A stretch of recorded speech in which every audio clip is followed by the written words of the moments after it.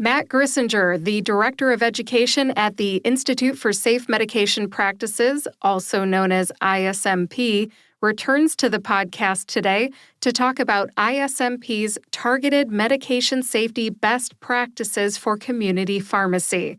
Hi, this is Kim Newlove, host of the Pharmacist Voice podcast. This is episode 280. This is a great episode for any pharmacist, pharmacy student, pharmacy technician, or pharmacy owner. Medication safety is important. Now, before I share the interview, I would like to introduce myself and share some background information about Matt.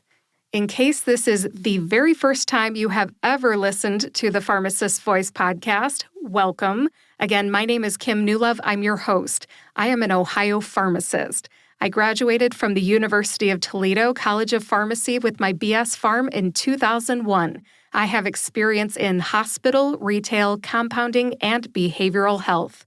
I am not in clinical practice anymore. I am a voice actor and a podcast host.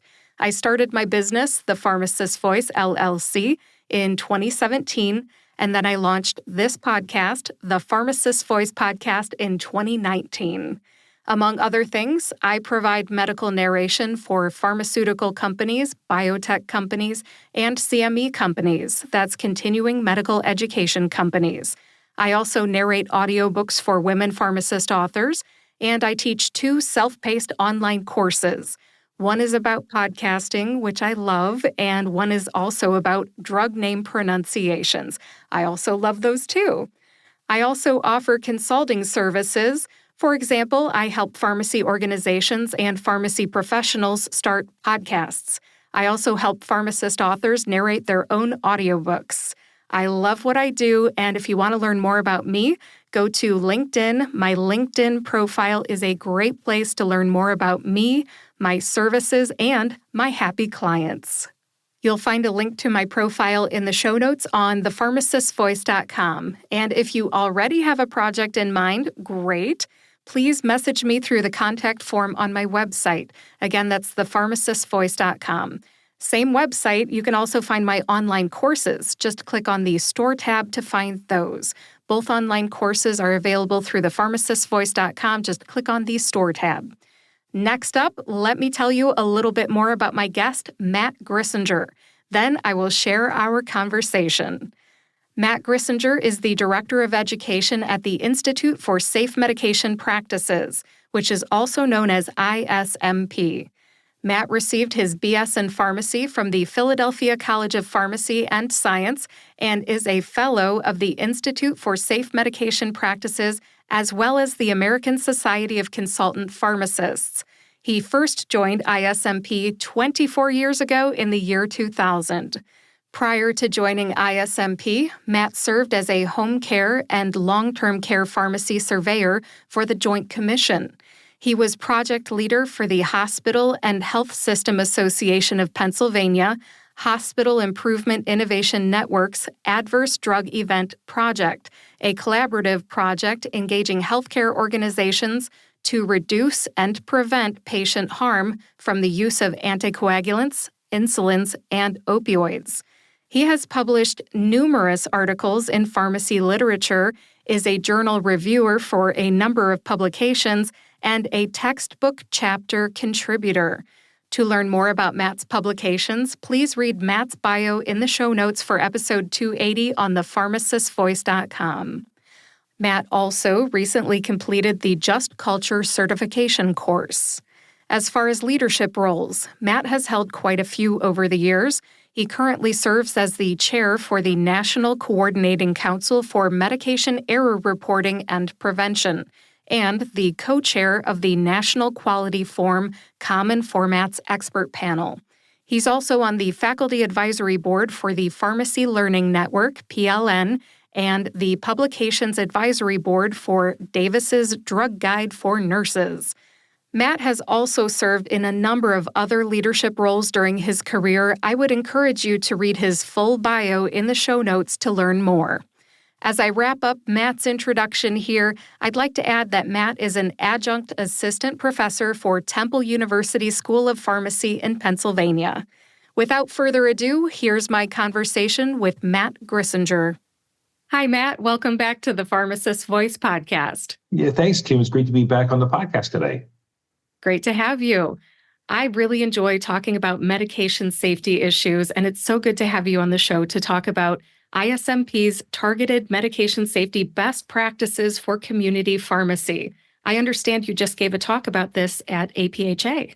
Yeah, that's correct. It seems like a very timely target and topics that just came out, and it was great to share that with the audience at APHA. About 10 years ago, we first started with our targeted best practices for acute care hospitals.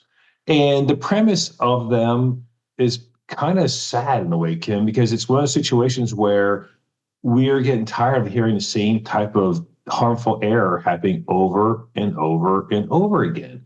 For examples, in the hospital setting, people dying because they accidentally got vincristine intrathecally instead of IV because there's mix-ups of, say, methotrexate IV push as an example of that. And also issues with weighing patients. Today, we're still struggling with acute care organizations weighing patients.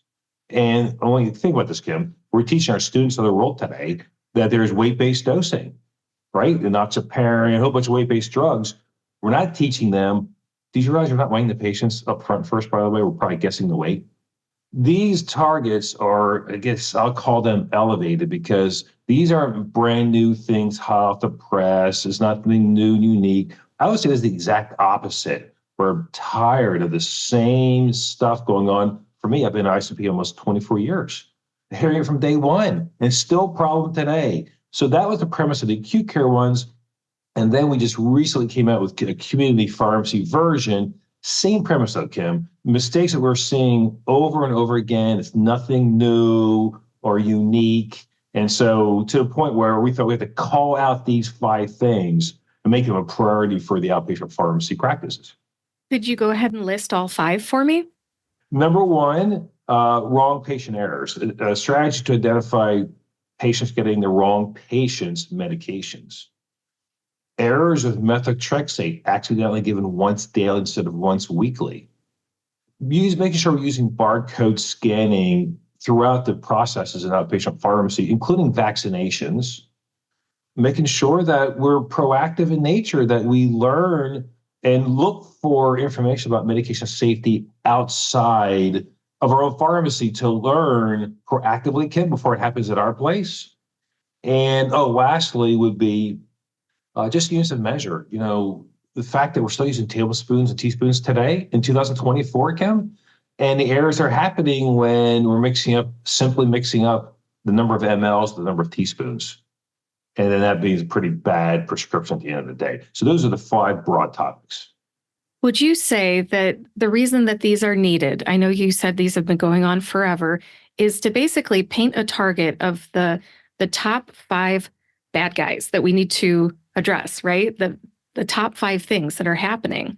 Yeah, I think, Kim, it's tough to call it a top 5. It's top 5 for us now, but also it's things that aren't hard to remedy. We're not asking for like wholesale investments to make changes, except for maybe the barcode technology piece of that. So the recommendations we have aren't exactly difficult to do. I think it's our frustration is we've been giving these recommendations, Kim, for over 20 years for some of these items, and it's still not happening.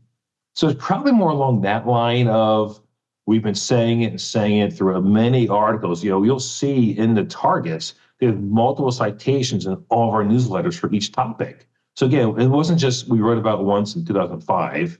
No, we've done it over and over again, and it's still a problem. Matt, how are you finding out that these are a problem? So ISMP gets a lot of their information from our error reporting programs on our website.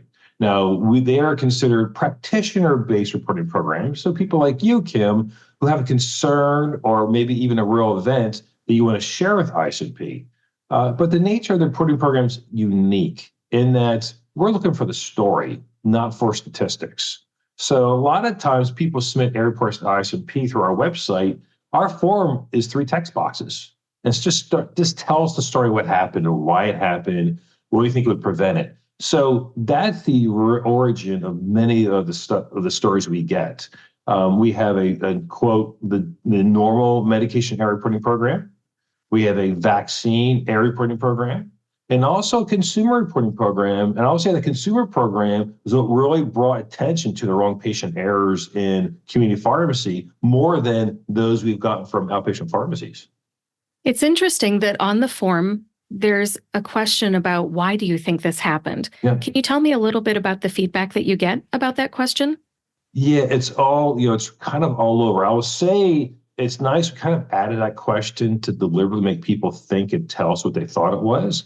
And of course, Kim, the answers are all over the board. Sometimes they're really good because they've been investigated. Other times it's the quote, the usual stuff we hear, Kim, often with staffing volume, a lot of prescriptions, interruptions, and so on. So don't always, and listen, and those are definitely contributing factors, Kim, but they're not the cause of the error either.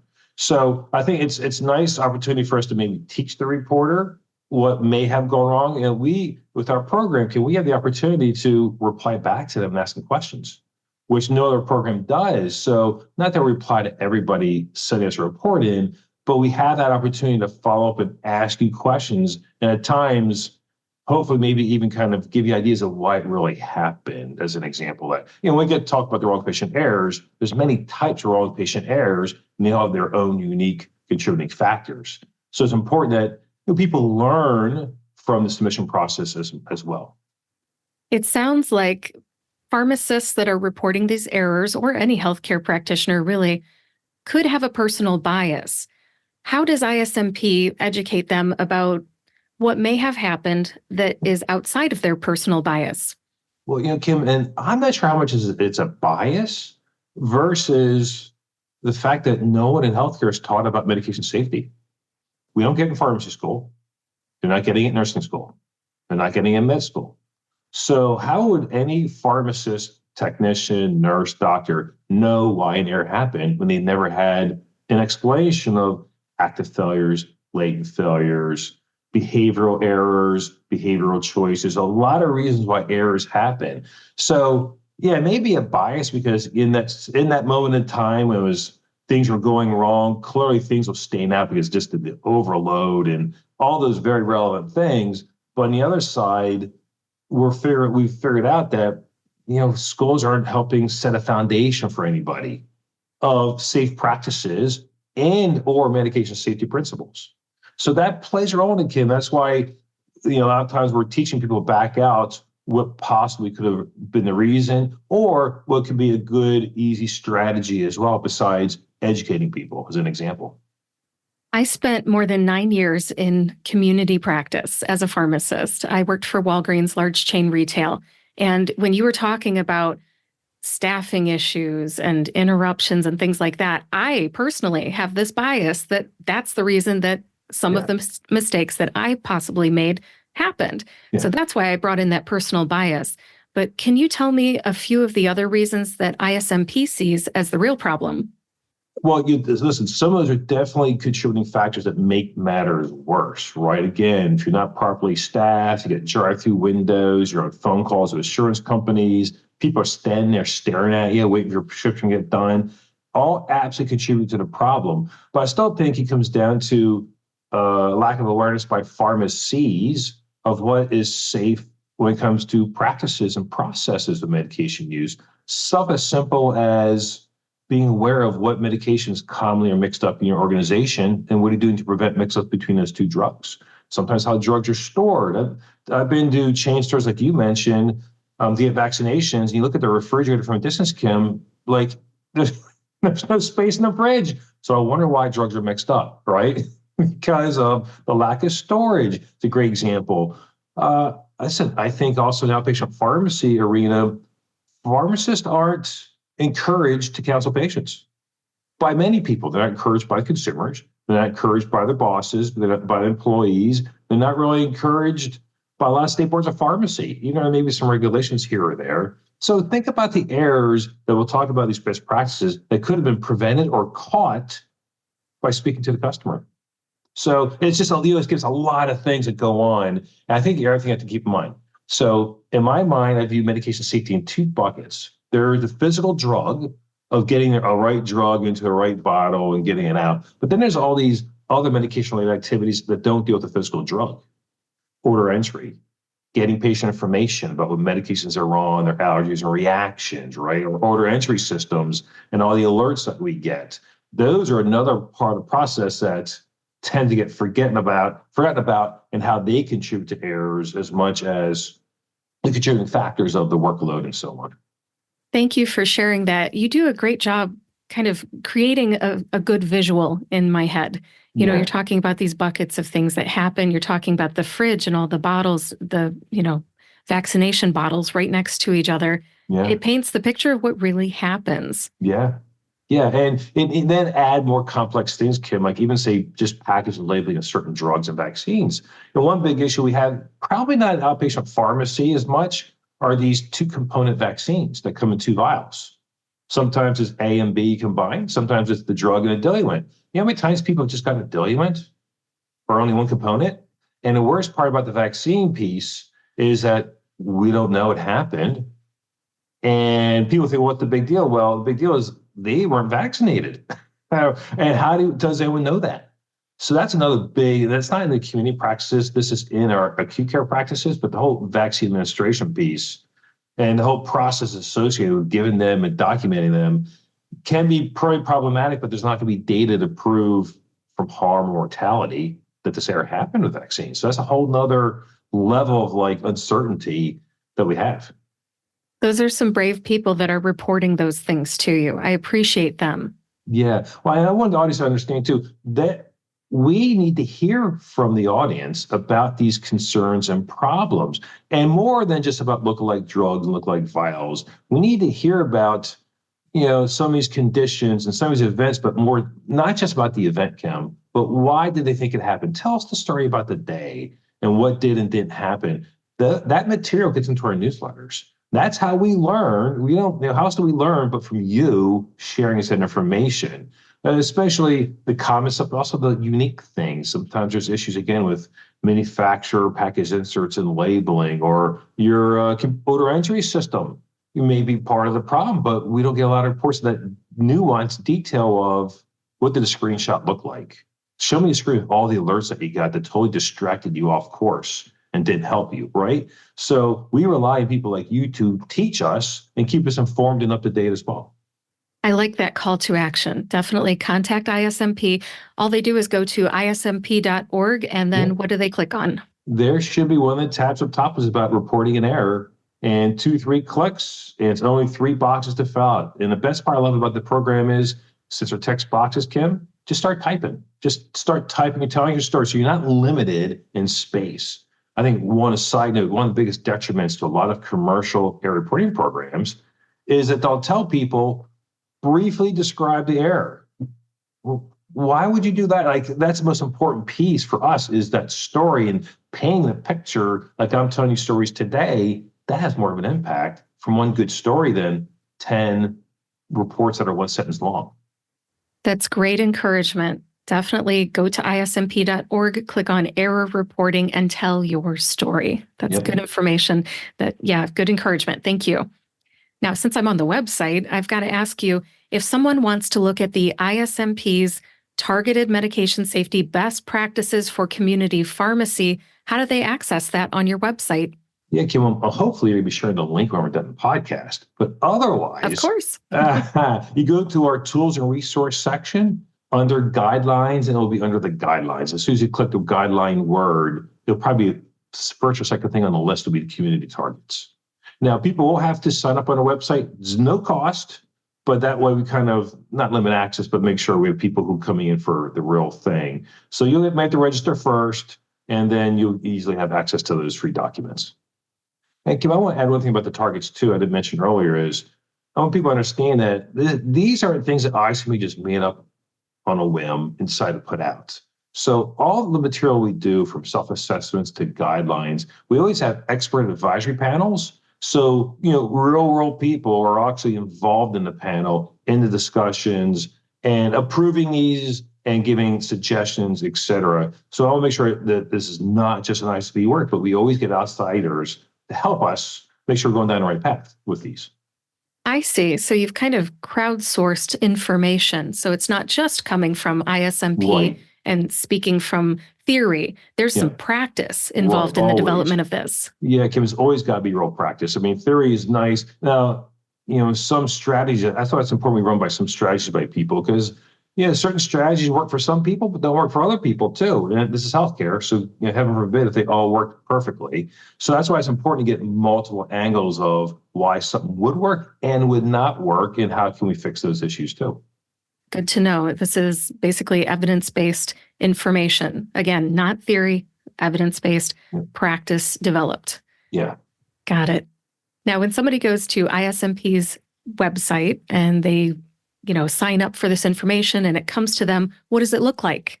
Yeah, most of the information is going to be printed text. You're going to have to think about, guidelines, self-assessments, tools, and resources that people can take and leave and use immediately. So while we'll have, stuff like newsletter articles up there, most of our newsletters are subscription-based. We do have past webinars up there. We have some podcasts, not many. We have not gone that path. We have you, Kim, so I'm not sure if I have to have a podcast just talking to you. It counts. So we have a variety of things because, listen, for some pharmacists on here, our past webinars are available for CE. So if you ever need CE, you do have webinars up there as well that would help. So it's a variety of things out there. Can we also do a lot of our work too? That's not going to be on a website. So for example, we do a lot of consults. We'll go to a hospital system, outpatient pharmacy chain, clinics, ambulatory surgery facilities. And that type of work, of course, is protected behind the scenes. And so there's a lot of learnings there that we take, but obviously we're not going to be publishing that on our website. So it's tough. Other work that we do, like advocacy work, having meetings with the FDA and USP and so on, we're not paid for that. So that's other work that we go do and speak up about medication safety, but you're not going to see something on our website because it's just a different activity. So a lot of tools, a variety of tools to at least look at your practices. I would even suggest that, besides these targets, we have community pharmacy self-assessments and acute care hospital self-assessments that allow people to look at their medication use processes to see what they are doing and not doing well. And again, same idea came with the targets. It's not just us. We have an advisory panel going through these because, these assessments, Kim, we're going to be putting some things out there that are pie in the sky. That's what we have to do, all right? So we're going to have a variety of recommendations in there. And in some ways, I don't know if I'll call them best practices, but there are probably a lot of recommendations within the self-assessment of how things should be done. Thank you for the overview of what's in there. If it's printed material, sometimes people have to set aside time to do that. Absolutely. Absolutely. Yeah. And I would say even with the self-assessments are fantastic tools, but they are meaty and you got to do a little bit at a time. So tell everyone right now, they're the best tool. I think one of the best tools we have out there with our guidelines. But to your point, just bite off what you can just bite for a little bit at a time. You're not going to solve the world's problems tomorrow. So I'd rather have you pick a couple things, work on them, get them fixed, go to a couple more things, and just make it a gradual process. Get a team involved in the process too, and you'll see good change. I love your optimism. Yes, I know you're trying to affect positive change and improve medication safety. Totally respect that. Knowing that pharmacists are busy, however, I'm just trying to give my audience an idea of how much time to set aside. So when we're talking about this, targeted medication safety best practices for community pharmacy, what exactly do you think that pharmacists should do in terms of setting aside time to do this? I'm going to just clarify and say pharmacies should be doing this, not pharmacists. So I think that's part of the bigger picture, right? The materials we reference are not for pharmacists. They're for pharmacies or hospitals with pharmacists involved. So I would say get a team together, include your technicians and cashiers. There's some items that impact them in this. At least make them aware of the issue, what we've written about, the errors that have happened. I really believe him just making these more aware from a bigger picture. Listen, when you're working outpatient pharmacy, you're just trying to get through the day, right? You're just trying to fill one script at a time. Let's get this all done. They don't have time to breathe, take a step back and look at the big picture. I think these are a good way to start that process. So get a team together to have them at least be aware of it first, talk about what they're doing now, what challenges do they have, what changes could they make, but it should not be a pharmacist decision. It should be the team decision. listen, we got great pharmacy techs out there who are doing a lot of the work for us. So they've got to be heavily involved in this process as much as a pharmacist. And I'll make the argument, we need more leadership involvement in this. Leaders need to be doing this, not pharmacies. I'll make that argument too. I appreciate that. That is well said, because like you said, it's really the pharmacies. It's not just one person. One person can make a difference. Right. One person can be a leader, pick a topic and move forward with it, but it's the pharmacy as a whole that can improve patient safety and medication safety using these best practices. Matt, I'm going to put you on the spot. Okay. For anybody who looks at these best practices and the information that comes to them after they sign up on the website, what do you think is a good entry point? What's the number one thing they should look at or put into practice once they see the information? I'll probably go first. Since we're going to talk about the whole team, let's talk about wrong patient errors in community pharmacy. That's the first best practice listed in here. And the reason I'm saying that is, wrong patient errors in that setting happen in a lot of different places. Some of it is during order entry. Some of it is during filling. Some of it is when they're checking out the cash register. And they're all different contributing factors, but yet all different members of the team are involved in that process. So that's probably a great way to get the team involved in this, to think about that they all have a role in proper patient identification and getting not only just the right drug to the patient, but the right drug to the right patient as well. Matt Grissinger, under fire, and you did great. Thank you for saying that. You got to pick something. Having an entry point is the most important thing. Some people get overwhelmed with the opportunity overload. They see more than one thing. They don't know what to choose. And if you give some sort of a suggestion, hey, somebody might take that entry point and run with it. So thank you for mentioning that. And Kim, I'm still a believer too in the team approach. Like, it can't be one person taking it on themselves. I think once a team is involved and they all understand the issue, then we have a shared concern and a shared desire to fix that problem. So now we're going to do this together, and therefore this actually may help do a better job of standardizing practices within a single pharmacy. So we're always doing the same thing the same way, 24 hours a day, 7 days a week. Which I think part of the problem in healthcare is that lack of standardization. Even when you're at Walgreens, Kim, could you say that everybody in your Walgreens store did everything exactly the same way? No. So that's part of the problem, is that lack of standard. But also, Kim, addressing, well, why can't it be? Why is it not? There's probably reasons people have that we have to hear their perceptions of what's causing the holdup and working with them. So again, I think a lot of things with our work requires one simple thing at times, Kim. You ready for this? Ask your staff what their concerns are. Ask them what the challenges are. Ask them, why are you working around this process? We often don't do that. We end up waiting for something to go wrong, chastise somebody, but knew all along they were doing this workaround and probably tacitly approved it to some ways. So that's an important piece of the puzzle as well. I can tell you many times going to visit hospitals, Kim, the best answers you get off somebody on a consult is to walk up to them and say, Kim, when you go home from work tonight, what really worries you about working in this pharmacy? Like, what the next big thing is going to go wrong? What would that be? And just ask that question. You'd be shocked at the answers you'll get if that managers aren't asking the question. So I can't stress that sometimes we overcomplicate this whole thing when it could be as simple as, let's just talk to my staff about the problem. I like the approach that you're suggesting. You're talking about getting on the same page instead of accusations. Like, you're doing this different from company policy. Why are you doing that?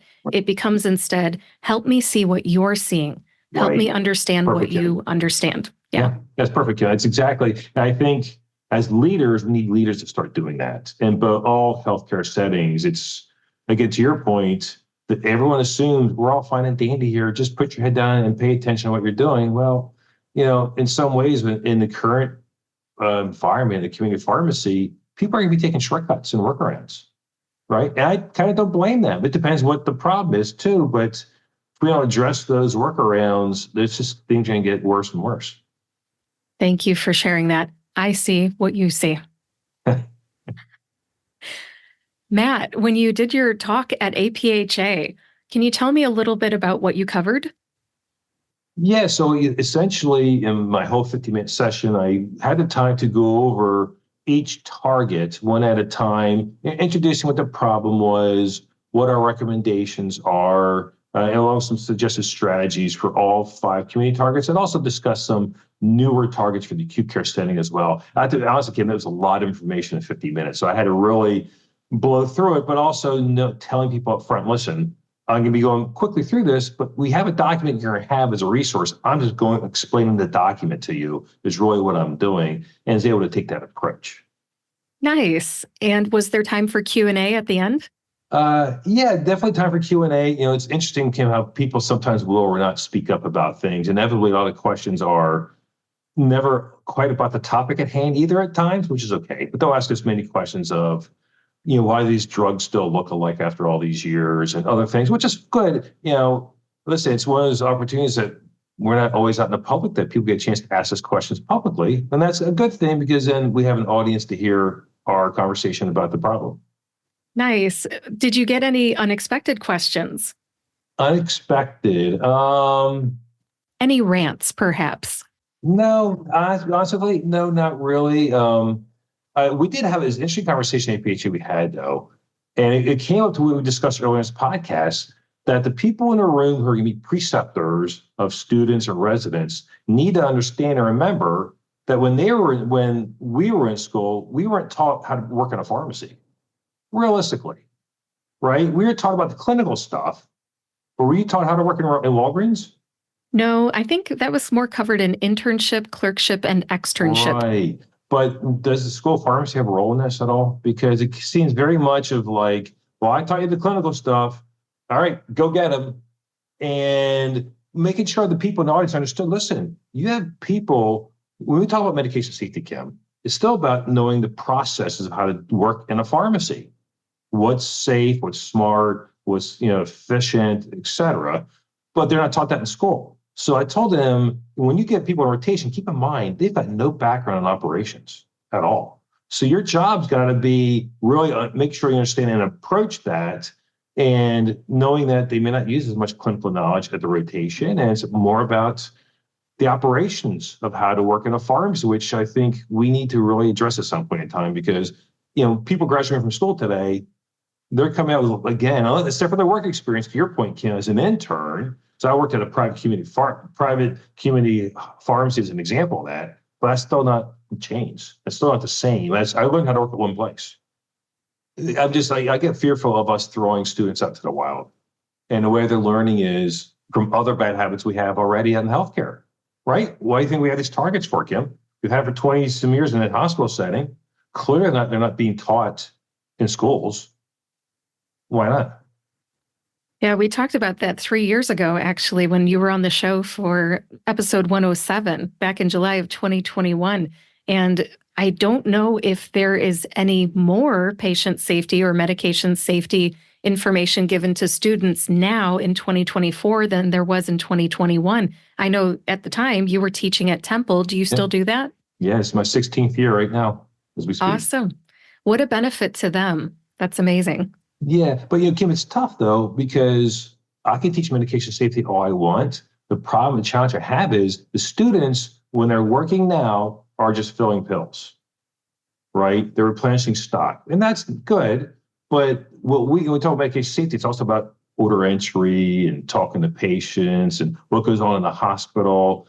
And it's tough for me to teach the topic when they don't have the background coming in to relay them to understand the point of, oh, I remember working here and seeing that. Now I get the point.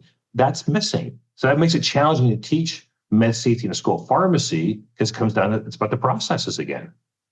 I see. So what you're proposing is that operations is somehow included in pharmacy school by the pharmacy schools themselves, so that they understand how to fit medication safety and clinical knowledge in with the operation of the business, the actual physical handing over of the pills or counseling the patient, and time management too, I'm sure. Sure. And one of the best practices here deals with methotrexate. Methotrexate has been used for decades for a lot of oncologic reasons, but now, of course, in recent years, it's been used for non-oncologic reasons like psoriasis, as an example of that. And the issue is, from a clinical perspective, is that's usually dosed once a week. Right. So now when they're learning about oncology drugs in school, do they learn that there are errors of methotrexate accidentally being taken once a day instead of once a week, right? So that's one of the best practices. So think about that. Can we have this best practice? We've talked about this issue over 2 decades, and the errors still happen. Now, it's not all about individual issues. There's a lot of other solutions to this. But when it comes to the clinical teachings, are the type of errors that happen in certain drugs a part of the teachings? Or it's just, well, here's how you give the drug. Okay, all right, I'll go back to the weight-based stuff again. We talked, one of the acute care targets is about weighing patients. Do students know when they're on rotation, dosing a dobutamine, a dopamine, a heparin by patient weight, that the weight could be 50% off because they're not being weighed? Do they? And I challenge my students, listen, when you go on rotation, make sure you ask everyone, was this patient weighed? And think about that. So Kim, am I being altruistic or in thinking that maybe if the schools taught these safe practices, that could trickle up to some degree, or there's expectations of a student when they go out, like, well, I was taught this, but you're not doing it this way, you're doing it that way. Well, I have to give you one great example of this, and I won't name the school. One of the things when it comes to making IVs is, someone's making an IV to get a vial of something, you put it into a bag, and then it gets checked at the end, right? And that's probably common current practice. But what people are still being taught, which is unsafe, is, and many pharmacists still do this, the checking process is at the end, there's a bag, a vial, and a syringe pulled back to 10 mLs, indicating that's supposedly put in the bag. We've spoken out against that for at least 10 years, that you should not be doing that. Instead, check it up front before it goes in a bag, right? So not the pullback method. I know schools of pharmacy are still teaching it wrong today. That's a classic example of the disconnect between the real world and what should be happening, with the areas that are happening and best practices, and what's not happening in schools with that. I worked in a hospital pharmacy for 3 years as an intern. I did the pullback method on the syringes. Oh yeah, totally. Mm-hmm. Yeah. So that was about 25 years ago, but still, yes, I can see it in my head as you describe it. But I've confirmed that it's still being taught today in schools. That's a problem. What I think you're saying is that maybe in pharmacology class, they need to teach a way of having a healthy level of paranoia about what could go wrong. High-risk medicines, I think you guys have a whole list of those. Yeah, high-risk meds, yeah. Yeah, if pharmacy schools would just take that list and teach that healthy level of paranoia about just that list, it would make an impact. Yeah.